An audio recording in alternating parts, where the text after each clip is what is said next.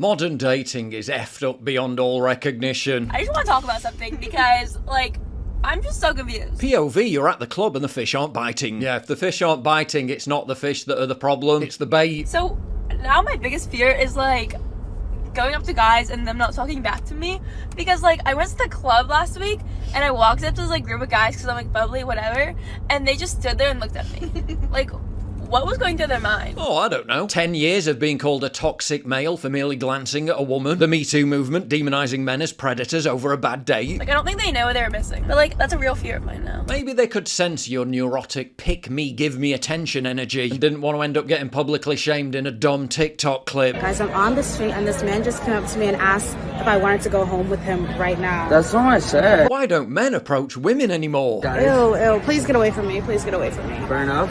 Thank you. Thank you. Okay. Thank you.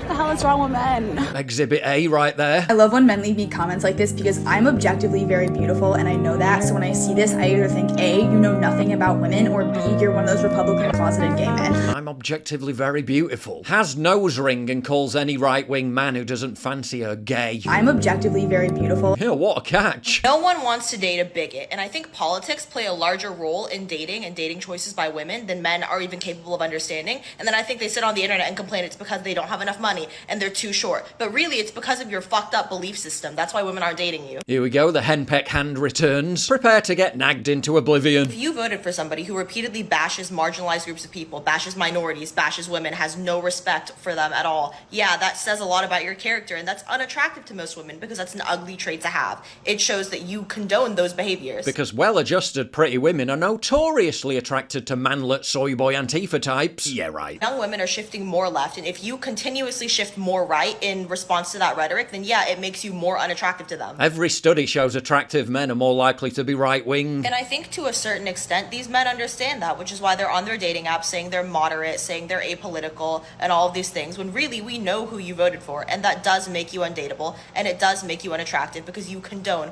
terrible behaviors towards women and minorities, and that will never be attractive. If you want better results in dating, I implore you to change that belief system. Change the foundation of your entire belief system, and maybe you'll have the privilege of being henpecked into abject misery. Yeah, no thanks. 10 years later. My husband just informed me that he's had a very long, hard week at work, and so he just wants to enjoy the weekend in a clean house with some delicious home-cooked meals.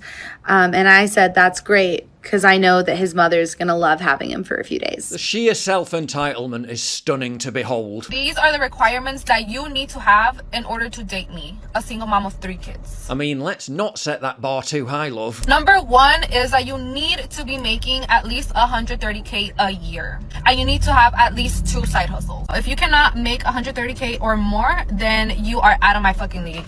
How do you expect to give me money for my kids if you only make $50K a year? You're really not selling it to me. Second is I don't date men that are younger than me because for obvious reasons. So if you are 26 and over, then you qualify. 26 to 35 is the age limit. Okay, I feel like 35 is pushing it because they look old as fuck already. She literally thinks a handsome 36-year-old guy making good money isn't good enough. For her, single mom, 3 kids, fuck off. You have to have at least 3 cars under your name. Your second car has to have 8 seats because I have 3 kids. Oh, I want them to be comfortable whenever we go with you on a trip or something. You want me to come with you? I'm gonna bring my kids, and you need to have enough space for my kids. Tyrone, Jaden and Naomi are screaming their heads off in the back, while Juanita's henpeck nagging you in the front. Yeah, again, you're really not selling it to me. Another requirement is that you have to have a property under your name, and you have to be looking into getting your second property. Have to get a home that has 6 rooms because each of my kids have to be in their own room. So you have to be considerate. Purchase a house that has 6 rooms. Sounds like a literal house of horrors. And if you cannot meet those requirements, then you're not the fucking one. Hoflation is real. $75 a month, and you haven't met anyone yet. Okay, so she says, POV, your friend pays $35 a month to not have people under 6 feet on her hinge. Chances of women meeting a man who is not married, 6 foot tall, not fat, making over 100 grand, 0.43%, or 1 in every 233 men. Where did all the good men go? Your inconceivably narcissistic and unrealistic vetting process filtered them out at the first hurdle. Do any other girls get offended when, like, ugly men try to approach you? I'm saying that with my full chest. discussed, yes. Ever feel like you're stuck in a habit that you don't even think about? Maybe it's something you reach for during stressful moments while hanging out with friends or just out of boredom. Believe me, I've been there. That's why I was excited to try Fume, the award-winning flavoured air device. And honestly, it's been a game changer. Fume, the sponsor of today's video, isn't just another vape, e-cig or nicotine product. It's something totally different. A simple, satisfying way to replace bad habits without inhaling anything harmful. No smoke, no vapor, no nicotine. Just natural, flavoured air that gives you something to reach for without the chemicals. Sometimes breaking a bad habit isn't just about willpower. It's about having something better to reach for instead. Fume gives you that alternative. Fume has a magnetic, fidget-friendly design that keeps your hands busy and your mind engaged. No annoying cables, nothing to charge, and you can use it anywhere. And all at a fraction of the cost of smoking or vaping. Their range of flavours is also really distinctive. Let's give maple pepper a go for the first time. Ooh, that is a cheeky number. Over 700,000 people have already added Fume to their daily routine, and I totally get why. It's simple, satisfying, and doesn't come with any of the downsides of smoking or vaping. In fact, if you're trying to quit, it's an alternative to smoking. And right now, if you order the Journey Pack using my code PJW, you'll get a free Fume topper. So if you've been thinking about changing your habits, this is the perfect first step. Just go to tryfume.com/PJW or scan the QR code on screen right now to grab yours today. This next one's actually an ad for a necklace. Testing to see if my date is a red flag or not. But the fact that most people on X thought it was a real dating interaction speaks volumes. That's a really nice necklace that you just put on. I honestly never seen a design like that before.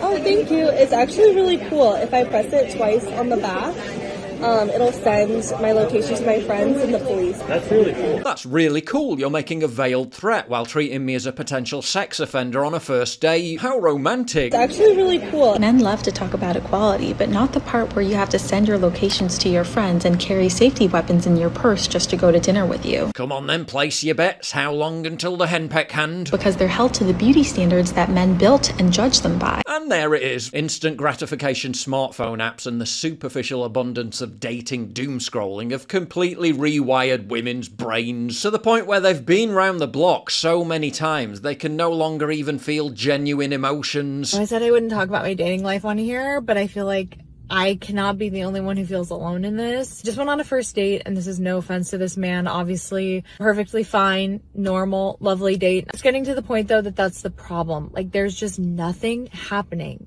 And I just feel no sparks and no chemistry with people, and I feel bad. Observe the stultifying impact of digital meat market-driven hypergamy in all its haunting hideousness. Because I feel like it's just me. I'm going out with really handsome, accomplished, interesting people, and I feel nothing.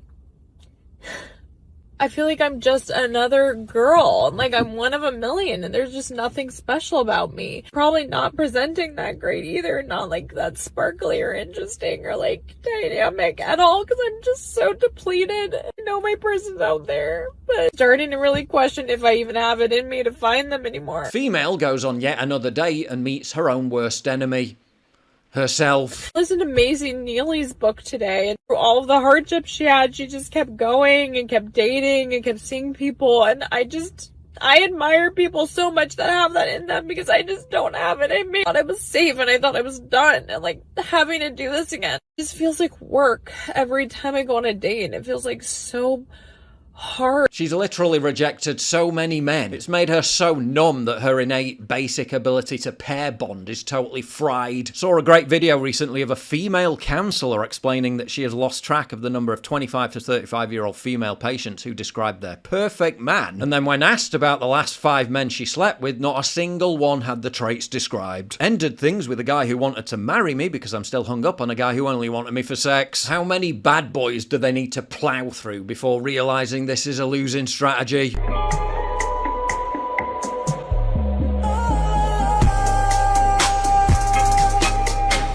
It's called The Wall for a reason. A 34-year-old woman is demanding her ex-boyfriend pay compensation, claiming he stole her childbearing years. After nearly a decade together, she says her 38-year-old ex ended things just as she was ready to start a family. She said she put her career and her goals on hold, believing they'd have kids, and now wants him to cover fertility treatments like egg freezing or IVF. She waited till she was 34 to start pressuring him about wanting kids, and only now is she worried about the eggs. Love, you left it too late by about 10 fucking years. No eggs. Empty egg carton. You don't have any eggs. See if you can crack the case as to why this girl's having so many issues with dating. I don't want a roster. I don't want to go out and date. I don't like this hookup culture. I don't like any of it. Like, I don't want to do any of this. Like I'm just sitting there, like a magazine, going through like clothing. That's what it feels like. It's like, what is this dating stuff? What is Hinge? What is Tinder? What is all of this? Like, it's disgusting. Seems like a total mystery. I'm now sitting here at 25, having to figure out how the fuck to get back in these fucking streets so I can figure out.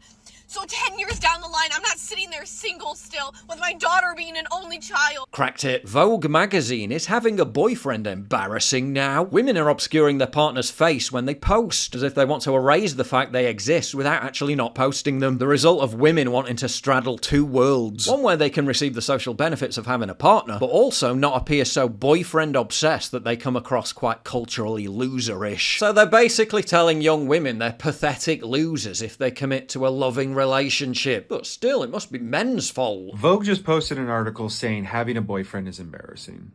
I think for men, this is a wake-up call.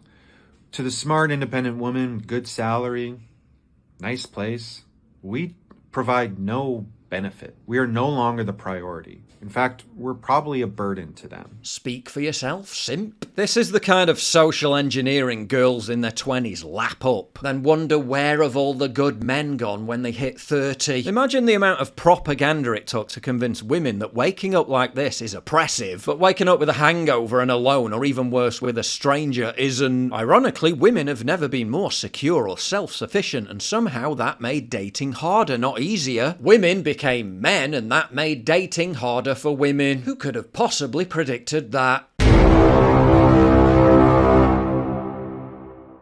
If you value what I do and you want to help support me, please visit pauljosephwatson.locals.com and either pledge a one-time donation or subscribe to join my community, get early access videos, and message me directly. And exclusive live streams coming soon too. Promise. Check out the Locals link down in the description. And don't forget to take a look at the brand new website, modernity.news. That's where you'll find all my content, including exclusive articles. That's modernity.news.